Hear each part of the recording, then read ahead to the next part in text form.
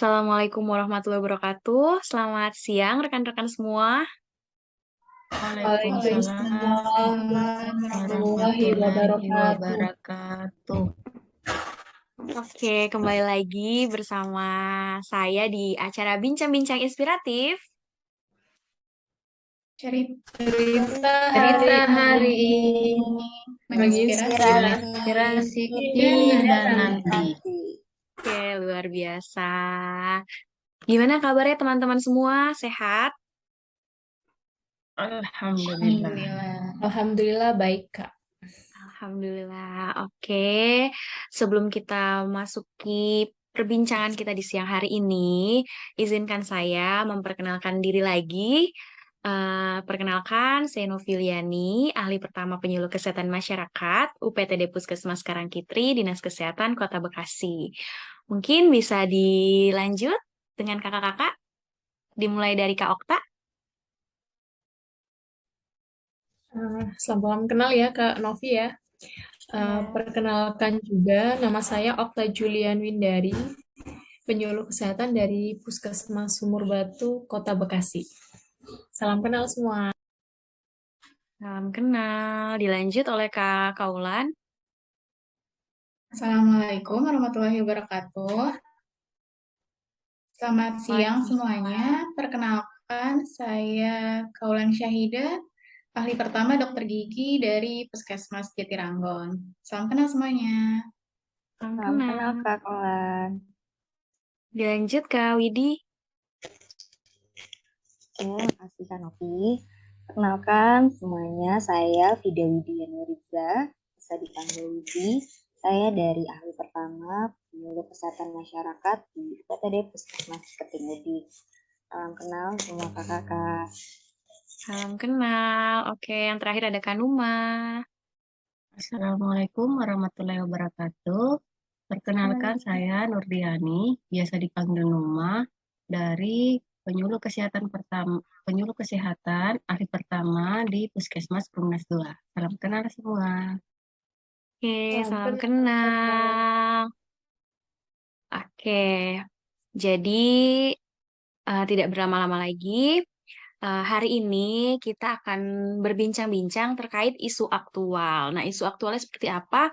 Yaitu isu aktual terkait smart governance. Mungkin teman-teman juga udah sering dengar ya, terkait smart governance itu seperti apa, lingkupnya, tujuannya untuk apa, manfaatnya bagaimana. Dan hari ini kita akan diskusi terkait isu tersebut. Mungkin yang pertama, langsung saja nih. Adakah teman-teman yang bisa sharing nih, apa sih sebenarnya smart governance itu? Oke, Kak Novi, mungkin izin menjawab juga. Jadi, smart governance ini atau dikenal tata kelola pemerintahan kota yang pintar merupakan konsep sekaligus praktik bagaimana mengelola manajemen dan tata pamong atau kelola pemerintahan dan layanan publik secara lebih cepat, efisien, efektif, responsif, komunikatif, dan terus melakukan peningkatan kinerja birokrasi melalui inovasi dan adopsi teknologi yang terpadu. Oke, artinya berarti smart governance ini dibarengi dengan adanya perkembangan teknologi ya, seperti itu ya Kak Widi ya? Iya, Kak. Oke, mungkin ada lagi yang bisa di-sharingkan dari teman-teman yang lain mungkin? Izin, salah Ya, satu, silakan Kak. ya, makasih ya Mbak Novi. Salah satu ciri smart governance itu adalah pola, budaya, dan proses bisnis birokrasi internal pemerintahan dan layanan publik yang menjadi lebih ringkas, cepat, mudah, responsif, dan komunikatif, serta efisien waktu, biaya, dan usaha. Dengan adanya salah satu kerjasama yang dijalin antara pihak pemerintah dengan penduduknya, maka diharapkan agar dapat mendorong terwujudnya suatu pemerintahan dan juga penyelenggaraan pemerintahan yang damai, tentram, bersih, sejahtera, dan juga tentunya kualitas serta kuantitas pelayanan publiknya yang lebih baik lagi. Seperti itu ya, Mbak. Oke, baik. Artinya dengan smart governance ini bisa meningkatkan mutu pelayanan pemerintahan kepada masyarakat ya, seperti itu. Nah, dalam perjalanannya mungkin smart governance ini kan terdapat beberapa aspek yang harus dilaksanakan ya. Mungkin ada nggak sih teman-teman nih yang bisa di-sharingkan apa aja sih yang harus dipenuhi dalam pelaksanaan smart governance gitu. Izin menjawab ya, Kak Novi ya. Silakan, Kak. Dalam smart governance itu ada 3 bagian dari tata kelola yang pintar, yaitu yang pertama adalah kehadiran warga atau masyarakat dalam pengambilan atau penentuan keputusan baik secara langsung maupun tidak langsung. Jadi masyarakat di sini selalu dilibatkan seperti itu. Kemudian yang kedua adalah adanya transparansi dari dalam pemerintah kota maupun pemerintah desa yang bertujuan agar masyarakat bisa menambah banyak pengetahuan serta wawasan. Yang ketiga adalah harus dapat menaikkan kualitas dari pelayanan publik, karena nantinya eh, ketika penerapan kota pintar itu pasti akan memanfaatkan semua teknologi informasi yang bertujuan agar dapat melakukan ataupun menyediakan sebuah sistem informasi yang berbasis website ataupun dalam bentuk eh, mobile untuk pelayanan, juga harus menyertakan adanya sebuah database yang besar untuk penyimpanan data, seperti itu. Oke, baik. Berarti harus ada 3 aspek tersebut ya dalam pelaksanaan smart governance, seperti Iya, betul. pemenuhan masyarakat, harapan masyarakat, dan kira-kira apa sih yang harus dibuat nih? Itu berdasarkan kebutuhan masyarakat, seperti itu ya, Kak Okta. Lalu Iya. juga adanya transparansi dari setiap pelayanan, dan yang ketiga itu terkait kita bagaimana meningkatkan kualitas pelayanan, seperti itu ya. Oke, luar biasa sekali. Oke, selanjutnya sebagian besar dari kita ini kan bekerja di puskesmas ya. Dan kita itu berada di lingkup pemerintahan Kota Bekasi. Dan mungkin beberapa teman-teman juga ada yang asli Bekasi ya. Kak Widi, Kak Hida ya, asli Bekasi, Kota Bekasi kan. Nah, mungkin beberapa teman-teman juga ada yang pernah merasakan atau melakukan pelayanan secara digital di Kota Bekasi. Nah, sebagai contohnya nih, ada pelaksanaan smart governance di Kota Bekasi yang dilakukan oleh OPD DPM PTSP. Ada yang udah tahu atau udah pernah melakukan? Mungkin? Kalau yang pernah saya pakai mungkin silat ya, Kak. Iya, Jadi betul. Gimana Kak singkatan Hida? dari Silat itu kan singkatan dari Sistem Informasi Layanan Terpadu. Silat ini dapat diakses melalui laman www.silat.bekasikota.go.id. Melayani 6 jenis perizinan, yaitu surat izin usaha perdagangan, tanda daftar perusahaan, surat izin usaha jasa konstruksi, surat izin penggunaan tanah makam, surat izin rumah tinggal, dan surat izin usaha angkutan. Ada 2 cara yang bisa kita lakukan untuk mengakses layanan ini. Bisa melakukannya sendiri dimanapun dengan melampirkan syarat yang diminta secara digital. Bisa juga dengan mendatangi kantor DPM PSP secara langsung. Seperti itu. Oke, baik. Artinya pelayanan perizinan itu sekarang sudah jadi satu ya, menjadi namanya silat. Seperti itu ya, Kak Hida ya? Iya, betul Mbak Novi. Oke, kalau Kak Hida sendiri pernah melakukan pelayanan jenis apa di silat ini? Waktu itu saya buat SIP, terus jadinya juga lumayan cepet sih Kak. Oke, baik. Berarti nanti nih buat kita nih penyuluh kesehatan masyarakat untuk membuat SIP bisa langsung ke DPM PTSP ya, teman-teman penyuluh kesehatan masyarakat ya.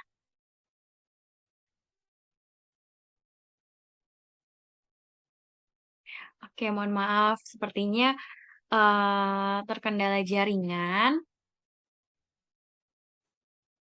Oke.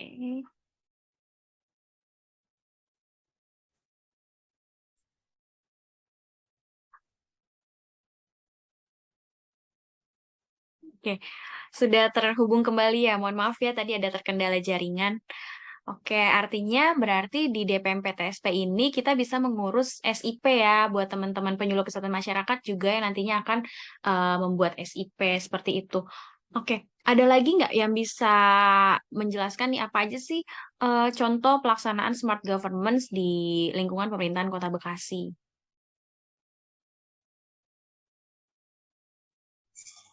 Ada lagi Kak. Jadi selain dari aplikasi Silat, BPMPTSP juga mengeluarkan aplikasi yang menggunakan Simple Antri. Nah, Simple Antri ini singkatan dari Sistem Informasi dengan Antrian Integrasi. Nah, jadi sistem informasi ini memberikan pelayanan antrian terintegrasi dengan sebanyak 147 jenis pelayanan pada aplikasi si Simple Antri tersebut. Nah, Simple Antri ini dapat diakses dengan smartphone atau perangkat komputer melalui website mpp.bekasikota.go.id untuk memudahkan masyarakat melakukan pendaftaran pada setiap pelayanan. Jadi DPMPSK ini mempunyai inovasi di mana kita diberi kemudahan untuk tidak selalu mengantri lagi. Jadi kita bisa meminimalisir waktu kita, tenaga, dan karena kan masih zamannya pandemi ya. Nah, jadi dengan adanya aplikasi ini dapat meminimalisir kita untuk kontak terhadap orang banyak. Untuk Oke, luar biasa. Artinya nih nggak usah nunggu lama-lama, nggak usah desek-desekan lagi kalau ngantri, tinggal pakai handphone, terus kita daftar, and then kita tinggal datang dipanggil ya langsung. ya, Praktis banget ya. Oke, terima kasih Kak Widi. Mungkin ada lagi contoh penerapan smart governance di Kota Bekasi. Izin menambahkan ya, salah Silakan, satunya Kak. itu yaitu OSS atau perizinan berusaha berbasis risiko melalui online single submission. Ini diperuntukkan untuk pengurusan perizinan untuk maupun usaha yang usaha baru. Jadi tidak capek-capek lagi nih, tidak ada lagi pungli untuk mengurus surat izin Mbak Novi seperti itu. Oke, luar biasa sekali ya. Memang perkembangan teknologi ini membuat hidup jadi lebih mudah ya seperti itu. Artinya semua serba online, tidak perlu ada lagi tatap muka. Kita di rumah sudah bisa melakukan berbagai aktivitas yang memudahkan kegiatan-kegiatan kita seperti itu ya. Nah, tapi biasanya nih dalam perjalanannya itu pasti ada yang namanya pro dan kontra. Begitu juga pasti ada kelebihan dan kekurangan dari setiap aplikasi atau dari pelayanan yang kita telah laksanakan. Mungkin dari rekan-rekan adakah yang bisa di-sharingkan nih terkait apa sih kelebihan dari pelayanan online, berbasis online dari pelaksanaan smart governance ini? Izin menjawab ya, Kak Novi ya. Untuk kelebihan perizinan online itu silat ya, pelayanan tertentu yang pertama memotong prosedur dari 11 langkah menjadi 8 langkah. Lumayan tuh kan, dari 11 ke 8. Kemudian yang kedua, tidak perlu datang ke kantor, kita cukup online, terus persyaratannya tinggal diupload. Nah, yang ketiga adalah tidak melebihi 7 hari kerja. Terus yang keempat, pemohon dapat memantau proses pelayanan, mendapatkan notifikasi via SMS ataupun email. Kemudian yang kelima, menurunkan jumlah pengaduan yang tadinya mungkin banyak ya karena lama jadinya ini itu ribet. Sekarang karena yang menurunkan pengaduan, kemudian yang menjamin kepastian waktu, biaya, kualitas pelayanan seperti itu. Benar tadi yang dikatakan Kak Numa ya, jadi meminimalisir pungli-pungli juga seperti itu ya. Kemudian yang ketujuh, menerapkan paperless service. Nah, ini bagus banget nih buat lingkungan. Jadi kita hemat kertas seperti itu. Kemudian yang ke-8, tidak membayar, tidak ada izin atau bagi izin yang berbayar. Jika pemohon tidak melakukan pembayaran dalam kurun waktu yang ditentukan, pemohon dianggap tidak meneruskan pelayanan seperti itu. Kemudian yang ke-9, pemohon menerima notifikasi via SMS untuk tagihan retribusi dan menerima petunjuk apa yang harus dilakukan berikutnya. Yang terakhir adalah adanya integrasi layanan dan integrasi punishment. Semua stakeholder yang terlibat dalam proses pelayanan menggunakan aplikasi yang sama atau host to host antar server. Seperti itu kurang lebihnya ya kan. Oke, berarti artinya dari semua kelebihannya itu kita lebih mudah, lebih praktis, tidak ada pungli, lebih transparan, dan retribusi itu dibayarkan sesuai dengan pelayanan yang diberikan aja. Kalau dia nggak jadi melakukan permohonan, uangnya dikembalikan seperti itu ya Kak Okta ya. Jadi nggak ada lagi tuh uang-uang yang eh kemana-mana jadinya kayak gitu.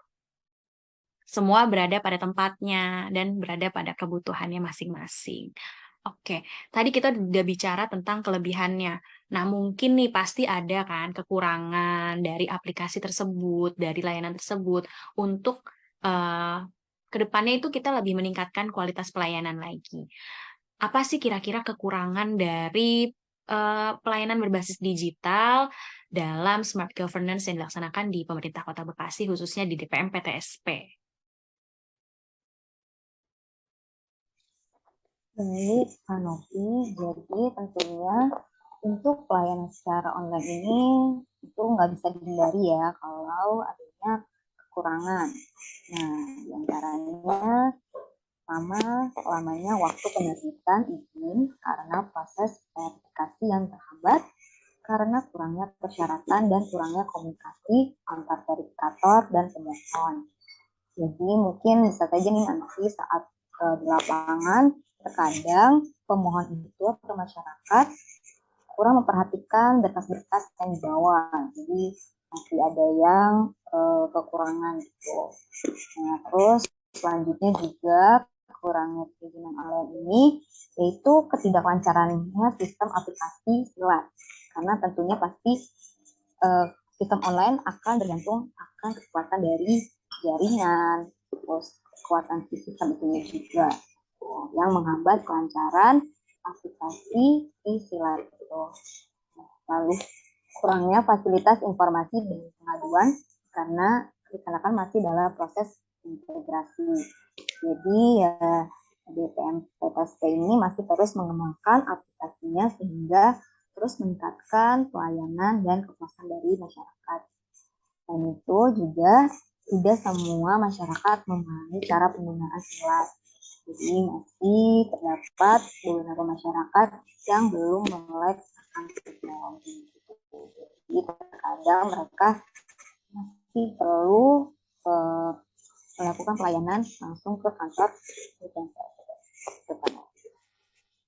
Oke, baik. Nah, semoga dari kekurangan-kekurangan tadi agar cepat kita atasi ya. Semoga untuk kedepannya kita memberikan pelayanan yang lebih baik lagi ke masyarakat. Seperti itu ya.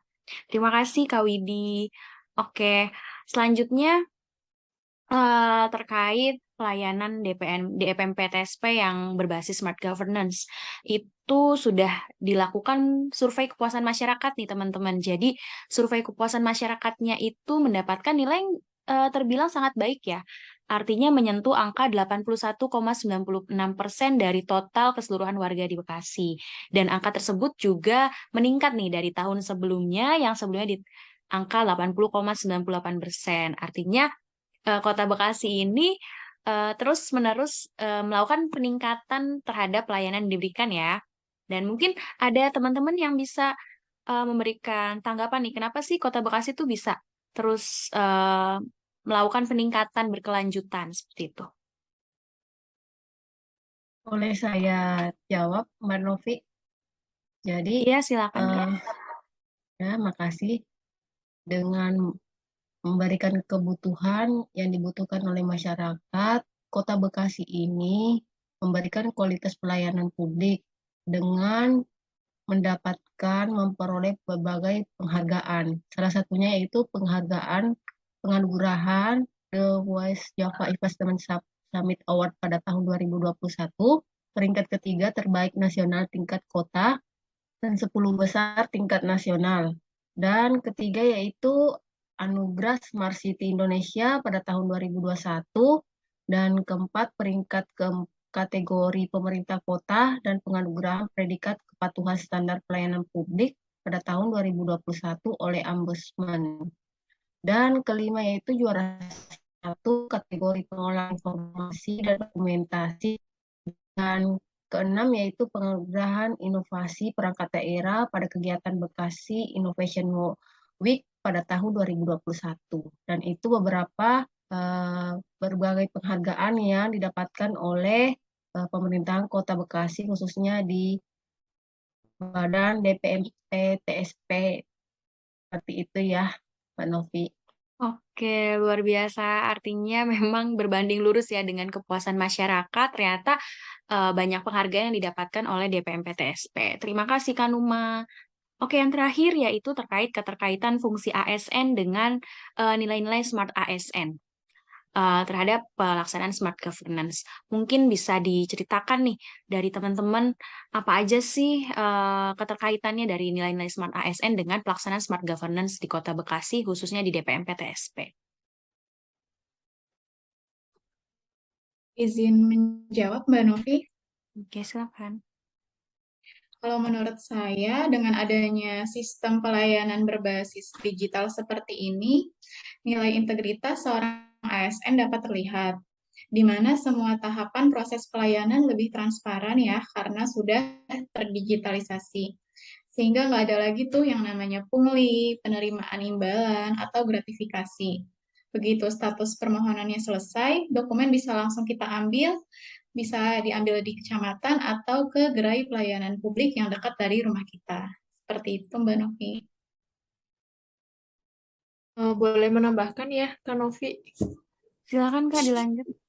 Ya, kalau dari salah satu profil ASN itu kan nasionalisme ya, Smart ASN maksudnya.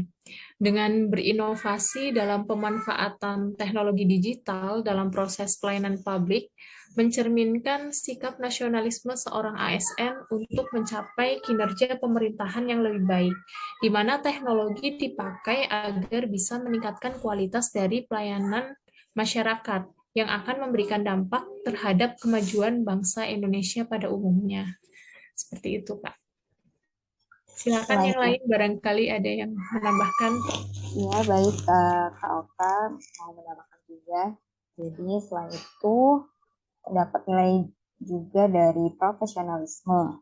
Nah, dalam implementasi pelayanan berbasis digital ini menunjukkan bahwa ASN di Kota Bekasi, khususnya di DPMP-TSP, mempunyai karakter profesionalisme, di mana pelayanannya dapat ditangani secara cepat dan tanggap dalam melayani kebutuhan masyarakat dan harapan masyarakat tersebut.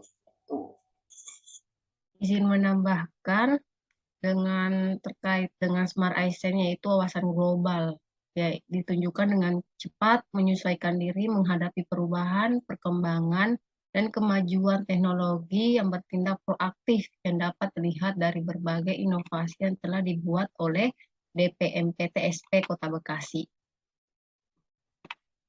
Izin menambahkan, dalam penerapan inovasi pelayanan publik yang dilakukan DPMP TSP Kota Bekasi, menunjukkan bahwa ASN telah memiliki karakter Smart ASN penguasaan IT, di mana melakukan pemanfaatan teknologi untuk menciptakan pelayanan yang efektif dan efisien. Sekarang semuanya lebih mudah nih, nggak usah antri-antri lagi. Dan layanannya juga sudah terintegrasi. Seperti kemarin misalnya saya mau buat kakak baru karena sudah menikah, nah itu sudah sekalian dengan perubahan status di KTP menjadi menikah. Jadi dalam satu kali proses kita bisa mendapatkan KK baru dan KTP baru. Selain itu juga, DPMP TSP menunjukkan karakter hospitality dengan selalu memberikan pelayanan prima kepada masyarakat Dibuktikan dengan penanganan pengaduan yang dilakukan secara cepat dan tanggap, serta selalu menerapkan 5S. Senyum, salam, sapa, sopan, dan santun ketika sedang memberikan pelayanan. Seperti itu.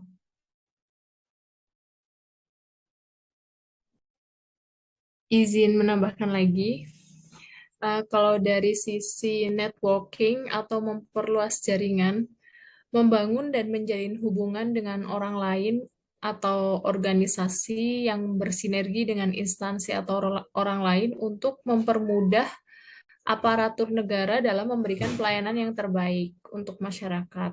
Misalnya nih, aplikasi Silat, Simple Antri, OSS yang menghubungkan antara OPD-OPD yang ada di Kota Bekasi dengan 132 jenis layanan dalam satu gerai UMKM.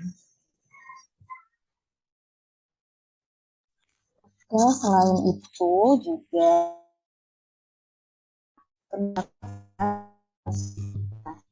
jadi ASN di Kota Bekasi terus berinovasi untuk menjawab tantangan yang ada dan mengikuti perkembangan zaman dan teknologi ini meningkatkan mutu pelayanan kepada masyarakat. Terima kasih teman-teman tadi luar biasa banget ya. Jadi dengan pelaksanaan smart governance ini ternyata mencerminkan karakter smart ASN ya, seperti itu. Yang nantinya juga akan berdampak pada kinerja kita terhadap pelayanan diberikan kepada masyarakat, seperti itu. Oke, mungkin ini adalah akhir dari perbincangan kita dan izinkan saya untuk menarik sebuah kesimpulan bahwa dengan adanya smart governance atau tata kelola pemerintahan yang cerdas akan mewujudkan suatu smart city. Kinerja ASN dalam menerapkan nilai-nilai smart ASN yang menjadikan kita modal untuk menerapkan smart ASN di tahun 2024 sesuai dengan visi misi pemerintahan Presiden Joko Widodo. Lalu juga yang akan menjadikan kita seorang ASN yang berakhlak, dan bangga melayani bangsa tentunya. Terima kasih rekan-rekan. Mungkin sebelum kita tutup bincang-bincang kita di siang hari ini, kita jargon lagi ya, sekali lagi ya. Bincang-bincang inspiratif Cerita hari ini Menginspirasi. menginspirasi kini dan Ini nanti. dan nanti.